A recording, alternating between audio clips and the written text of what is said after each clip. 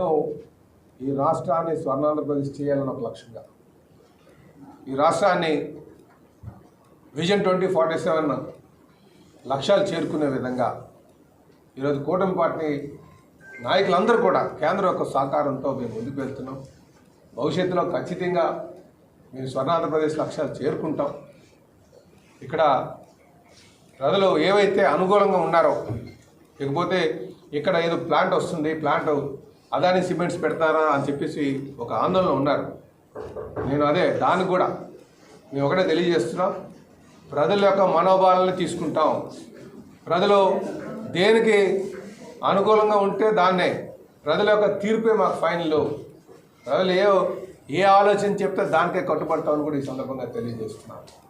జనరల్గా ప్లాంట్లు మాకు ఉద్దేశాల కంటే ఎంప్లాయ్మెంట్ జనరల్ అవ్వాలి, అలాగే ఈ రాష్ట్రానికి ఆదాయ వనరులు రావాలి. ఎందుకంటే కేవలం సంక్షేమంతోనే మనం పాలన సాగించడం, సంక్షేమంతో పాటు దానికి ఆర్థిక వనరులు కావాలి, సంపద సృష్టి కావాలి. సంపద సృష్టి కావాలి కనుక కంపెనీస్ రావాలన్న ఒక ఆలోచనతో ఉన్నాం. కానీ ఏదైనా సరే ప్రజలే సుప్రీం, ప్రజలు ఏం చెప్తే దాన్నే ఫైనల్ చేస్తాం, ప్రజల యొక్క ఆలోచనలకే ముందుకు వెళ్తాం అని చెప్పి ఈ సందర్భంగా తెలియజేస్తున్నాం. అలాగే ఈసారి స్టీల్ ప్లాంట్ని కూడా గ్రీన్ బెల్ట్ పూర్తి స్థాయి ఈ ప్రాంతంలో రన్ చేయాలని, మెయింటైన్ చేయాలని వాటిని కూడా ఆదేశాలు ఇస్తామని చెప్పేసి ఈ సందర్భంగా తెలియజేస్తున్నాం. అలాగే మేము